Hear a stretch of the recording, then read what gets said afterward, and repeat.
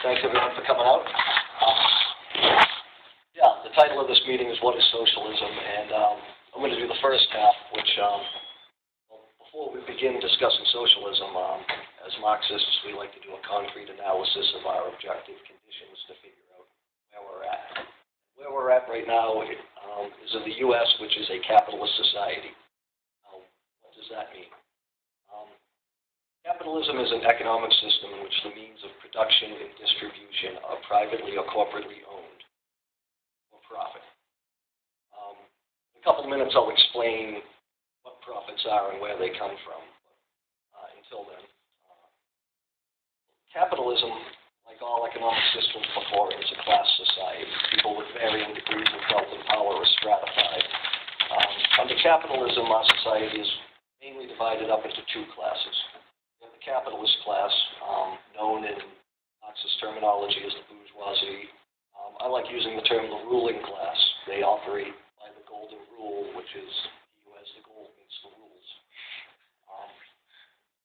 It's pretty obvious that without money, an individual in our society has little or no voice or power. Besides the capitalist class, we have the working class, which is sometimes known as the proletariat. The working class consists of the overwhelming majority of the population. Basically, we're the people who have to sell our ability to work to survive. We're not hunters and gatherers who can live off the land anymore. All the land is privately owned. I suppose we could hunt and gather in dumpsters, but there aren't enough dumpsters for everyone.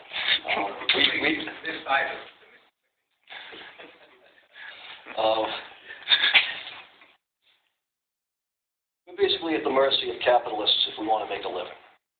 The Occupy movement put this class divide in very simple terms, the 99% versus the 1%. It might not be scientifically accurate, but it captures the essence of it. So a little side note on classes, something it's a pet peeve of mine. The term the middle class. I was raised over the bridge in Weymouth, and I was always told that I was middle class, and people from Quincy might be lower middle class, and people from Hingham were upper middle class. We're just all in the middle class. And that was basically just, I feel, a way to obscure the fact that the U.S. is a class society. If people think they're in the middle, then at least they're better off than whoever's under them, who no one ever talks about. Every time I hear middle class, I never hear anyone talk about who's beneath the middle class. So I just had to get that out there. So capitalism, it's a system of private production and distribution. However, a capitalist doesn't operate a business single-handedly. Bill Gates doesn't go to the Microsoft factory and push all the buttons and wheel around the raw materials and then stack everything on pallets and then drive the trucks to all the Best Buys and deliver everything. Capitalists need workers to do the actual work. They require socialized production and distribution. From that socialized production and distribution, they acquire their private profits. This is basically the dirty little secret of capitalism, what Marx called the labor theory of value. It works kind of like this.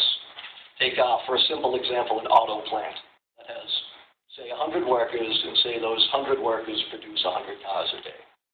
Now, at the end of the day, each of those workers doesn't get into one of those cars and drive off and sell it on their own. And, they don't get to do with it as they will. Instead, they get a wage that only represents a fraction of the value they produce. The remaining value goes to the capitalists in the form of profits, which they can reinvest to expand their business, or they can hoard it in a big pile like Scrooge McDuck and swim in it. So that's the essence of capitalism, and explains why the rich tend to get richer while the standard of living for everyone else tends to decline no matter how much we work. Capitalism has not always existed. Some people don't know this. There were different economic forms before it. Ancient Greece and Rome and Egypt were not capitalist societies. Many of them were slave societies, ruled by some type of unelected lords, but they did not have private commodity production for profit. Native Americans in the entire North and South America before the arrival of Europeans did not live in a capitalist society. Capitalism has really only been the dominant economic system for a couple hundred years. It's a pretty brief time in human history. really didn't begin to flourish until the Industrial Revolution. So what was before capitalism? Most of the European countries where capitalism first took root were feudal societies.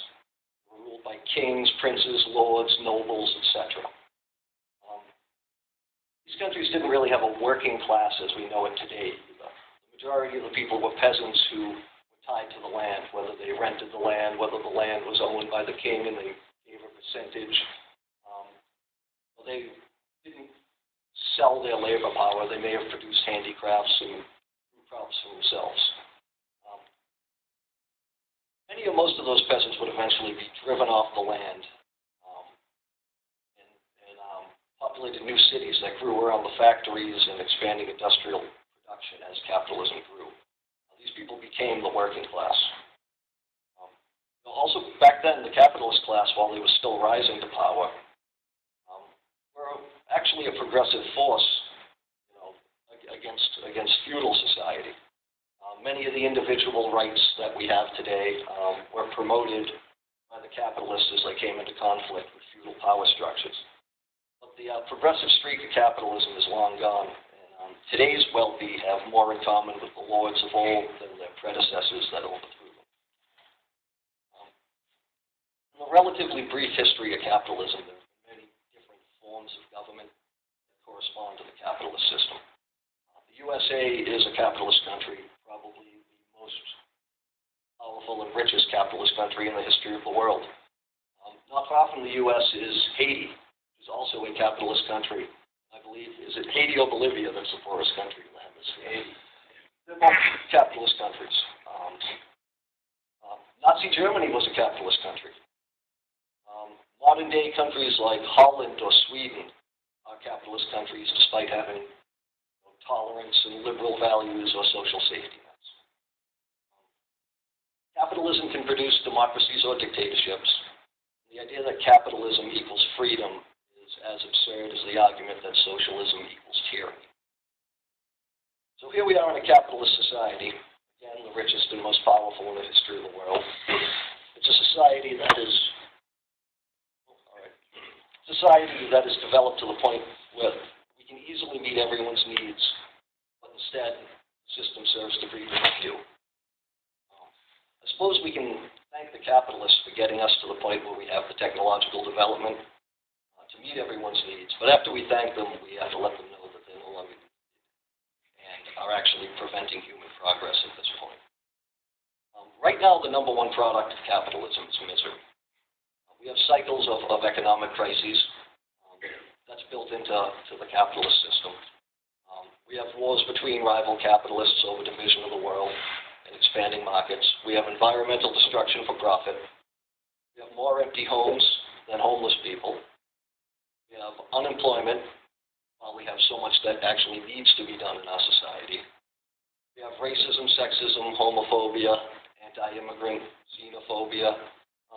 Some of these things may have predated capitalism, but capitalism likes to reinforce and use these to divide and conquer people because a divided working class can't realize its own power. And while that happens, the capitalists laugh their way all the way to the bank.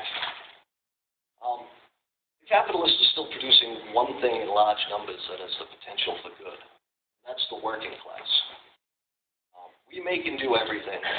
We have the capability to democratically run this country in our own interests. And that's socialism. First, we have to develop a class consciousness, an understanding of the economic system we live under.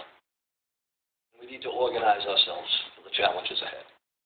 And that's all I got. I'm going to turn it over to Doug for what those challenges ahead are. Thank you.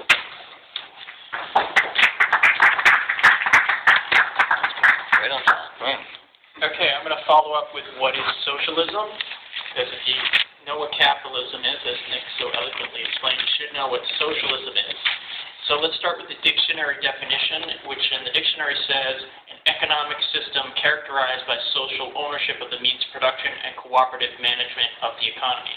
That's the dictionary. There's, of course, much more to this, which I'll expand on below.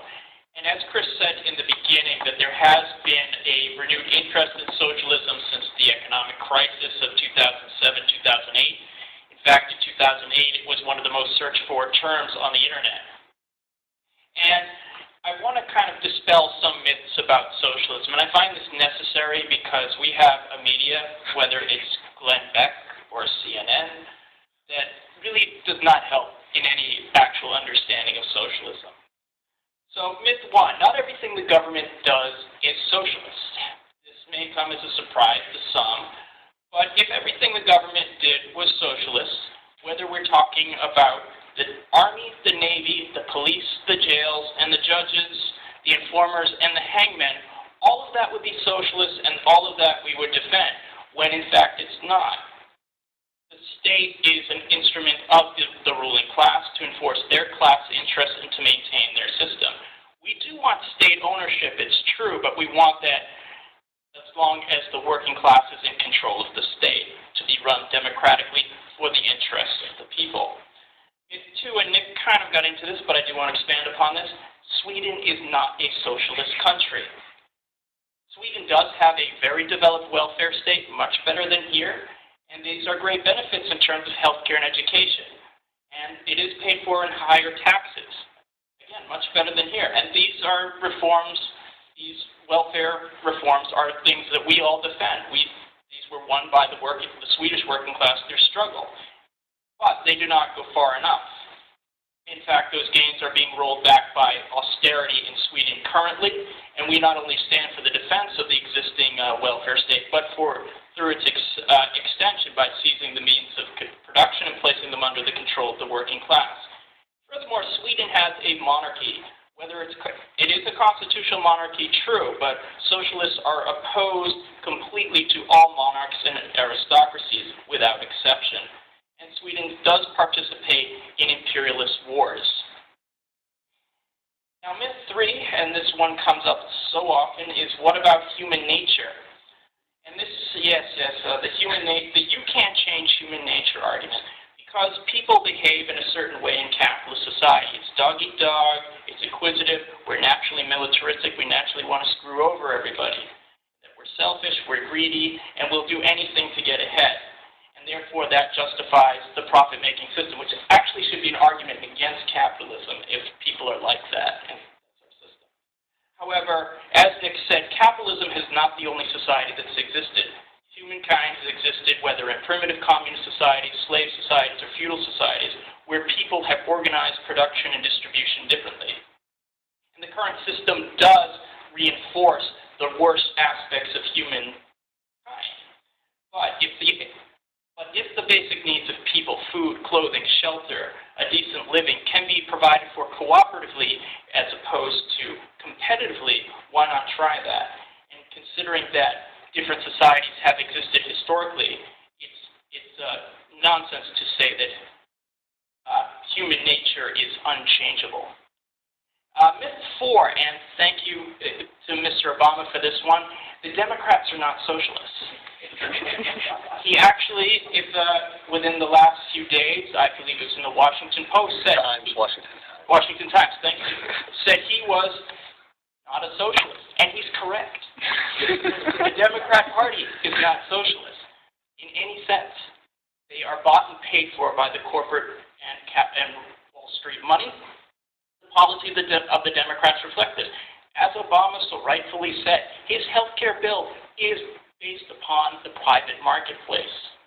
It, of course, forces you to buy private insurance, and whatever minor gains it has, we are ultimately for a universal health care system and the full-scale nationalization of all insurance companies and guaranteeing the right of health care to everybody without exception.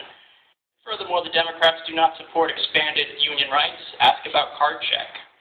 The Democrats support wars abroad, whether in Afghanistan, Libya, or Iraq. Oh, and historically, the Democrats, such as Woodrow Wilson, have waged wars against socialist nations and locked up socialists for opposing them. And the socialist position in regards to the Democrat Party is quite simple, is to break with them and establish an independent revolutionary party representing the interests of the working class. This one is not a myth, but it is something that comes up. There actually have been socialist countries in the world. The Soviet Union, China, Cuba, and so on and so forth. And what about them? Well, these countries, when they became socialist, were often poor, underdeveloped economically, they lacked basic industry, with illiterate populations, and were devastated by war, famine, or by an occupying power. And after their respective revolutions, no matter which socialist country we're speaking of, they've experienced blockades, terrorism, invasion from capitalist nations, which has made it, needless to say, rather difficult to carry out their respective programs. And of course, these socialist countries have had various problems, whether bureaucracy, lack of democracy, corruption, and so on and so forth. That said, all socialist nations were better than the capitalist or feudal societies they replaced. In socialist countries, there's been a rise in living standards, free education, healthcare, a developed social safety net, an expansion of women's rights. The Soviet Union entered women's suffrage before the U.S., and the Soviet Union did destroy Nazi Germany in war. And socialist nations have opposed colonialism and apartheid and have instituted planned economies geared to the satisfaction of human needs and not to the profits of a few. So what have socialists in the USA actually done? The socialist goal for activists is to act as tribunes of the people, who react, as Lenin says, to every manifestation of tyranny and oppression, no matter where it appears, and no matter what stratum or class of the people it affects. And to this end, we have been in the forefront of union organizing, support for women's rights and LGBT rights, anti-racist activism such as the Civil Rights Movement, opposition to U.S. imperialist wars, and we have fought fascism with arms in hand by sending volunteers to Spain in the 1930s. So what is socialism? What do we want? We stand for the international unity of the working class, since we have a common enemy, the capitalist class, with our own at the head of the list. Socialism is where workers and the greater community control the means of production. We want an economic system that is planned to satisfy basic needs such as housing, healthcare, and education. We want expanded mass transit and childcare. We want full employment, safe working conditions, and a living wage. And even though we will nationalize the Fortune 500 companies without compensation, we will pretty much leave the small businesses, the mom and pop stores, alone. And we, of course, want equality for all workers, regardless of race, gender, nationality, sexual orientation, and so on. And we, of course, believe in a democratic socialism where run through workers' councils where all officials are elected democratically, paid the wage of an average worker, and subject to immediate recall. Now, you may ask, why choose socialism rather than capitalism? Capitalism, as Nick has said, and hopefully that you've come to realize, is a society of exploitation, alienation, and the debasement of humanity. And I always like this quote from the great scientist Stephen Jay Gould, who kind of shows you what capitalism has taken away from humanity, and I quote, "I am somehow less interested in the weight and convolutions of Einstein's brain than in the near certainty that people of equal talent have lived and died in cotton fields and sweatshops.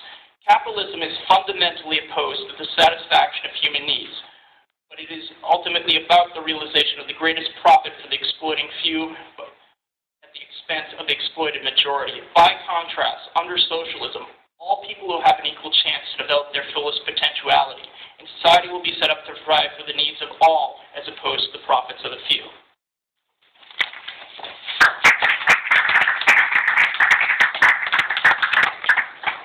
All right. Thank you both. So what we're going to do now is time for questions and